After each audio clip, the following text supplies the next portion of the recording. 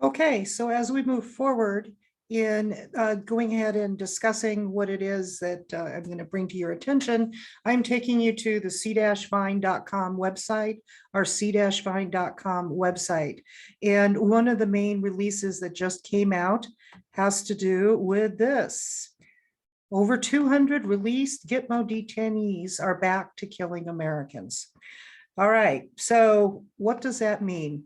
Demonstrators in this picture, you can see, are wearing orange jumpsuits and hoods over their heads, rallied to demand closure of the detention camp at the U.S. Naval Station in Guantanamo Bay, Cuba.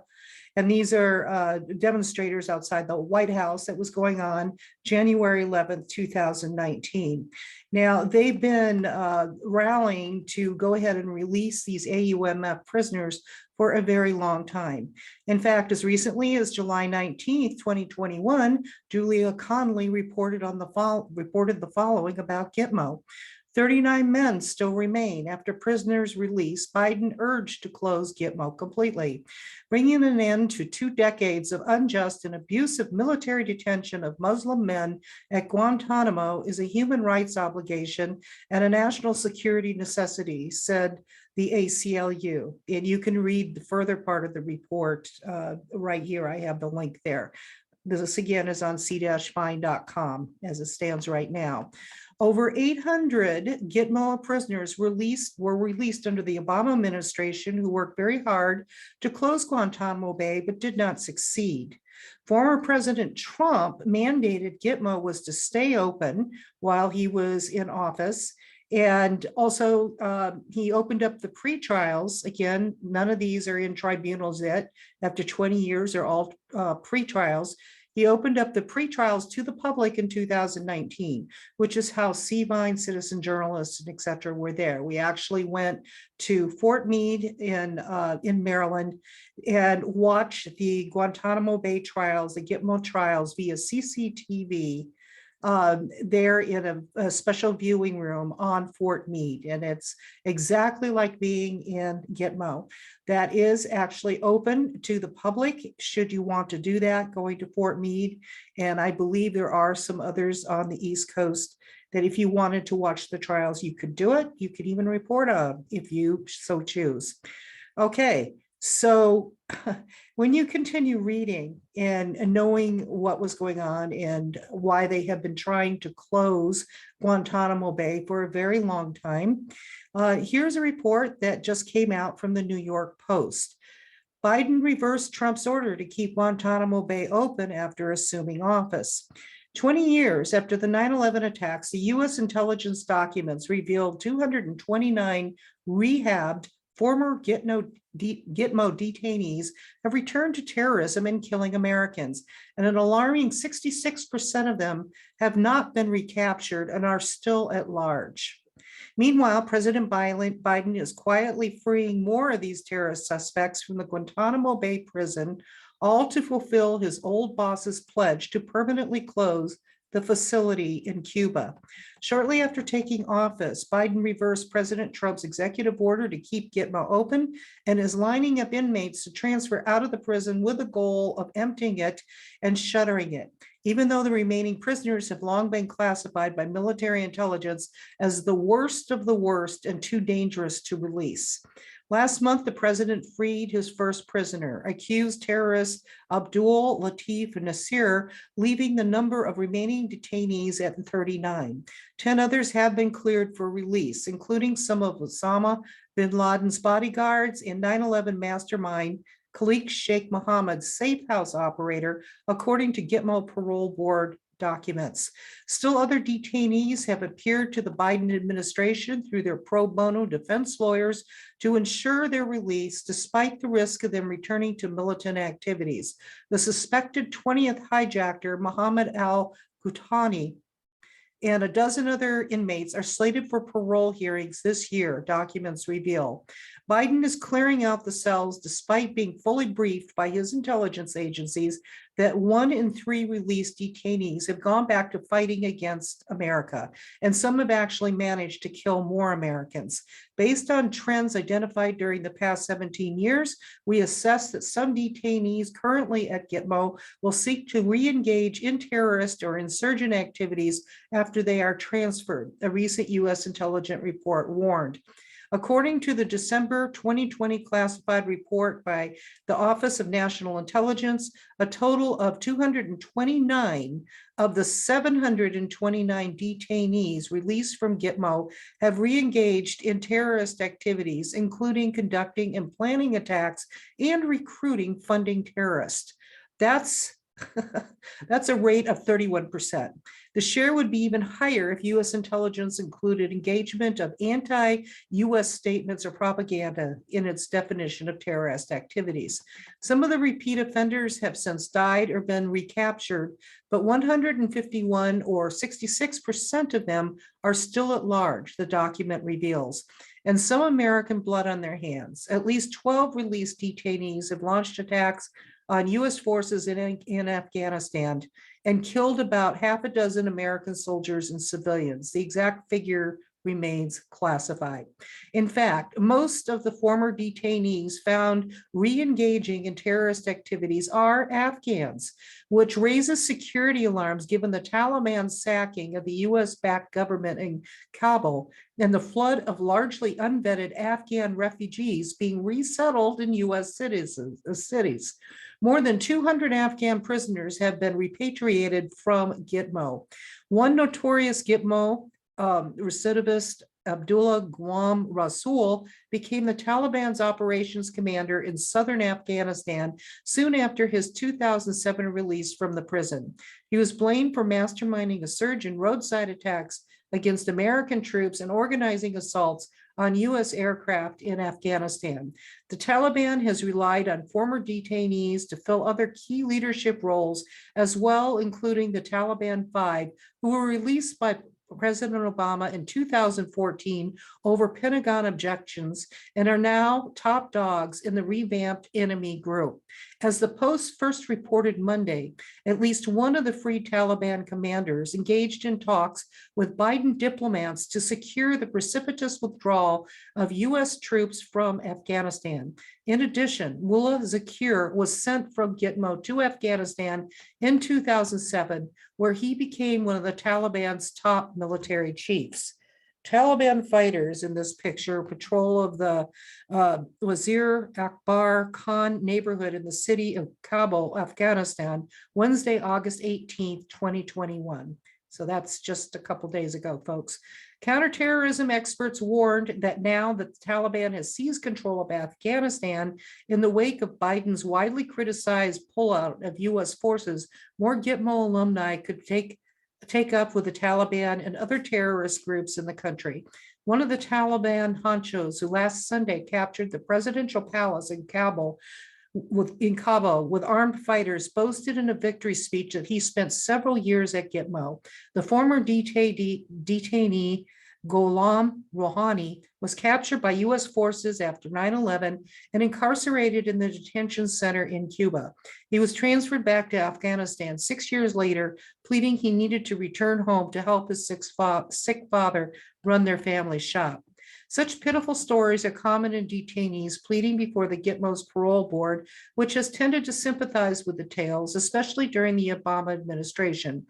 At least 5 different inmates released during the Obama years told the same sob story to the review board about wishing to see their ailing mother before she passed away.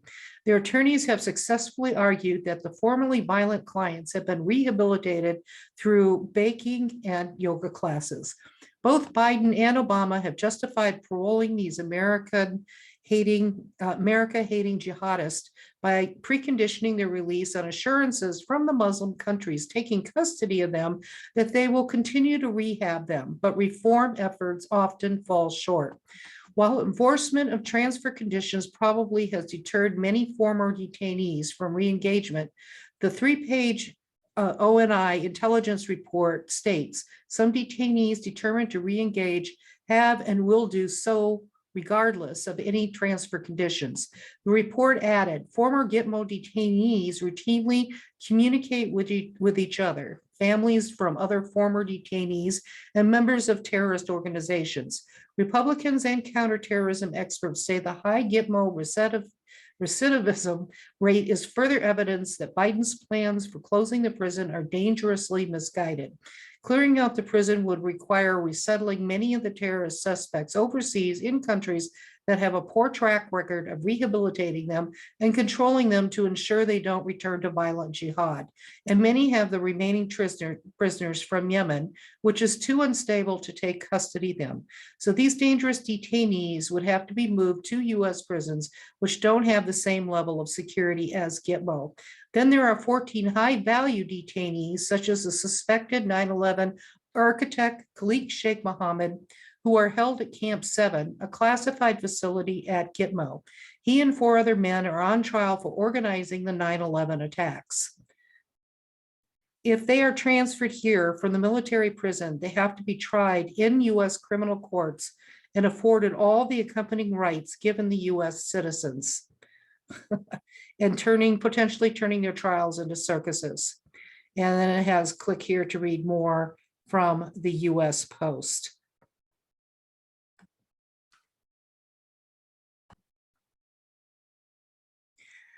Well, so what does this mean? Well, I think it's kind of self-evident. They have been planning for a long time to try and close Gitmo while they've been kicking the can down the road with all the trials that are actually going on, or I should say pre-trials, which haven't gone to trial yet. And while they're trying to get rid of the AUMF prisoners that have been going back, and I think we've seen what's been going on in Afghanistan, and their big thing is it's under quote unquote Taliban control. Well, now we can add, I am sure, quite a few Al-Qaeda are there, and I'm sure ISIS and other really fun things are just all coming together, all because of Biden and whatever puppet is basically pulling those strings. We can probably guess on quite a few of that. But with that being said, I am not going to go through all this gloom and doom. For the most part, we've known it. For those of you that haven't known it, well, wake up, it's happening, it's been happening, and it's not going to get better. We now have a really big mess. But what good news is there? Well, let's discuss that, and you tell me what you think. This is the website that I have mentioned to you many times, but for you newbies, there is a website through the Office of Military Commissions, which is what handles all of everything having to do with Gitmo. And on this website, I will leave this address in the description bar. Please visit there. It has everything you need, calendar, any type of transcriptions from previous pre-trials, active cases, inactive cases, names of who they are, history, bio, any news releases, anything and everything you could ever want. Well, for the point right now, we are going to go to September 2021. This is a calendar for September, which is just going to be happening in a couple of weeks.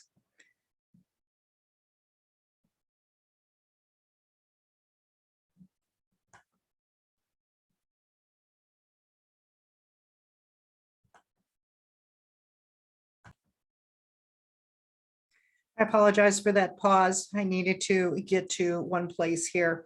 Now you can see here that on the 6th, September 6th is where Khalid Sheikh Mohammed et al.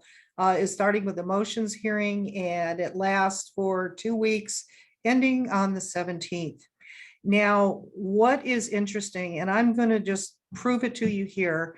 If you go back through, hopefully this will go quickly. Though this is July, you can see how they emptied, except for an arraignment hearing for one of the prisoners. This is the only thing that was going on in July. And then you go back to June 2021, May. All of these that were scheduled were continued. In other words, postponed, can kick down the road. Going to April, It says here canceled, two of them that were scheduled. There were much more scheduled, but these were ones that were added to it, were still canceled. Going back to February, these, or excuse me, this is March, excuse me. This is all of them that were going to be going on in March. It looked really good that things were going to be going forward. Excuse me, remember in March 2020, a year before, is when they closed Guantanamo Bay, basically, except for the bare minimum of people to keep it going. If I continue to keep going back to February, January, December, you can see all these that say canceled. This is November, canceled. This is October, all of these, the entire month canceled, canceled, canceled, canceled. This is June of 2020, all of it was canceled, and so on and so on, all the way until March, okay? This was all that there was. They did have some of the Hadi trials going on, but the last trial that happened, period, was on March 14th, and then everything was closed down in Gitmo. Okay, so when we go back, so we can go forward now quickly. When we go back, you see on September 6th is when it's going to start, and you saw that it was going to be lasting for 2 weeks. Here's something of interest. Now, it's 20 years, as I mentioned, since 9/11, right? All right, well, this is going through September 11th, so the anniversary is happening then. What else is interesting is I noticed this and brought this up to Ron Fleisvig there in Guantanamo Bay about the September 6th is Labor Day. It's a holiday, and they're usually very, very careful of making certain that when they schedule things that this isn't done on a holiday. So I was thinking, well, maybe it was an oversight, but he said that was highly unusual. So maybe it will be starting on the 6th, but he said he wouldn't be surprised if the judge ruled that they would go ahead and maybe start on the 7th. But then I found out something yesterday, and this is what is interesting. Now, before yesterday, I have been reporting chances are probably pretty darn high that they're going to kick the can down the road again this September 2021, just like they have been doing since March of 2020. Well, what I found out yesterday, this is what I want to bring up to you, and this is something that you made to make the decision on if you think it is anything whatsoever, or if it's just a big nothing burger. So September 6th, also, not only being Labor Day, is a Jewish holiday. Rosh Hashanah, the Jewish New Year, is one of Judaism's holiest days. Rosh Hashanah commemorates the creation of the world and marks the beginning of the days of awe, a 10-day period of introspection and repentance that culminates in Yom Kippur holiday, also known as the Day of Atonement. And many prayers are also offered up for the dead. Well, you can count forward 10 days from the 6th, and you can see where it is going to end, which is for the most part on the 15th, which is when Yom Kippur starts and ends on the 16th. Okay, so the Day of Atonement. And then what is the last day? See that last day? What number is that? 17? So that's what, 3-4 coincidences, coinkydinks. Just bringing it out there.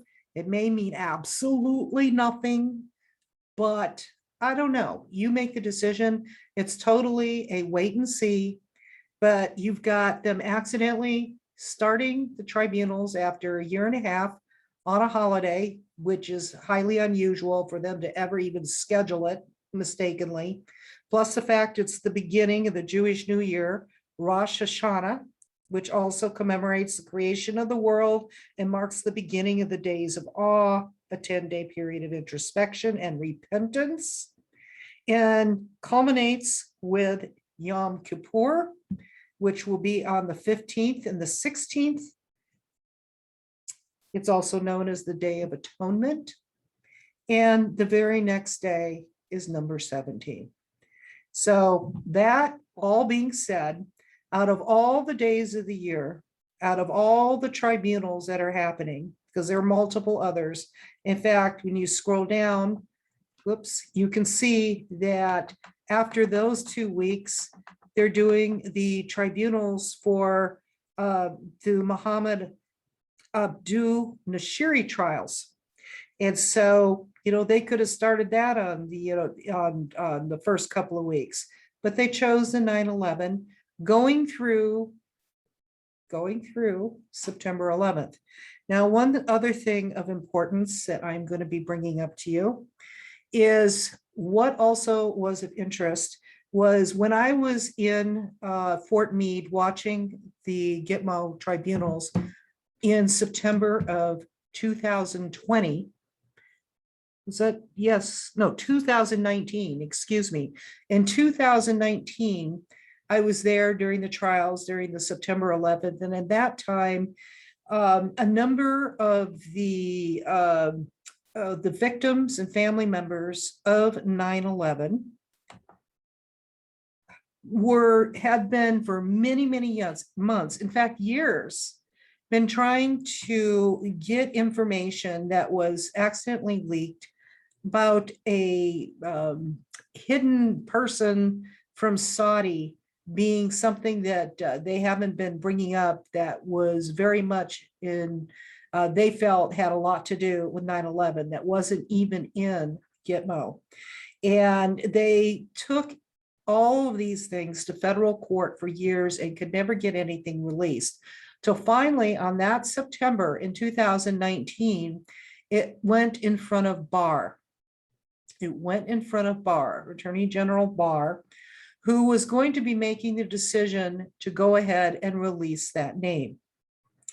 Well, it actually happened the day before September 11th. September 10th was his deadline.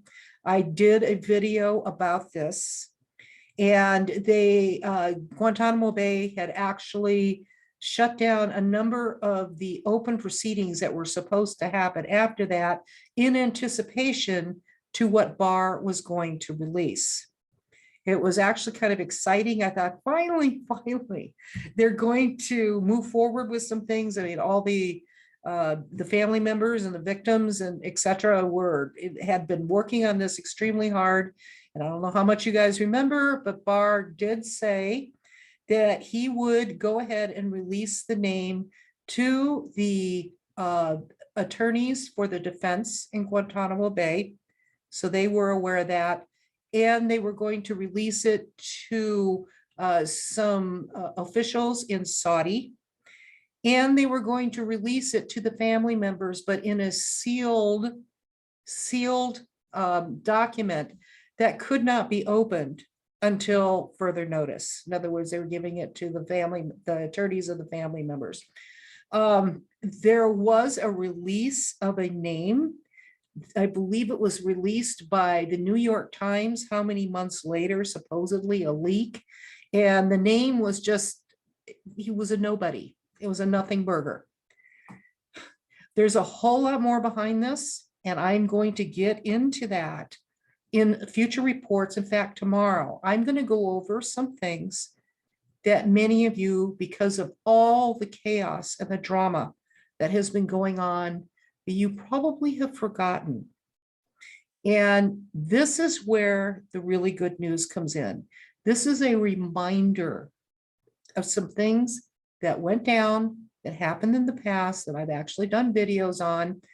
When I do the video again tomorrow, when I do the recording, I'm going to take bits and pieces of these previous videos to remind you that it is okay, that there is hope coming. I have been saying from the beginning, 9/11 trials, 9/11 is the keystone. And all of these come together with all these things that are happening around the world.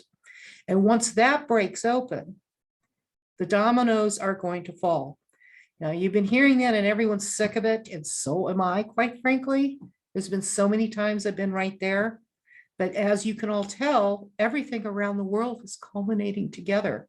And what's going on in Afghanistan, the fact that you've got Al Qaeda there now, along with Taliban, and what's going to be happening, they'll probably be joining forces with ISIS again or re-upping that, and all these other horror stories going on. There's a lot of other things happening too that is good. And one of them, we're going to have to wait and see if they kick this can down the road again.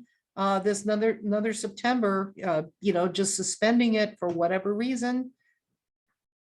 I don't know what to say, but unless we, the people, start speaking up and saying enough already, especially with finding out that all these prior released prisoners, what has been happening and how they've been harming our guys and gals over there fighting for us after they've been released and captured, all this incompetence or purposeful, I'm not even going to say the word because YouTube, I don't know what they're going to do. We need to stand up and make our voices heard. Continue staying quiet. It's not getting any better. So I'm going to go ahead and do this report tomorrow. I ask that you please go to c-find.com, and watch the news stories that we post every day. We're all volunteers. We are a charitable trust. If you would like to become a member and receive one of our newsletters that we send out, personal letter from me and some of the other volunteers to keep on top of things, probably be a good thing to do, especially if social media goes down. At least we'll have your email address. We can keep in touch with you. So anyway, we'll see you tomorrow, and hang in there and keep your eyes open, people, because things obviously are really ramping up.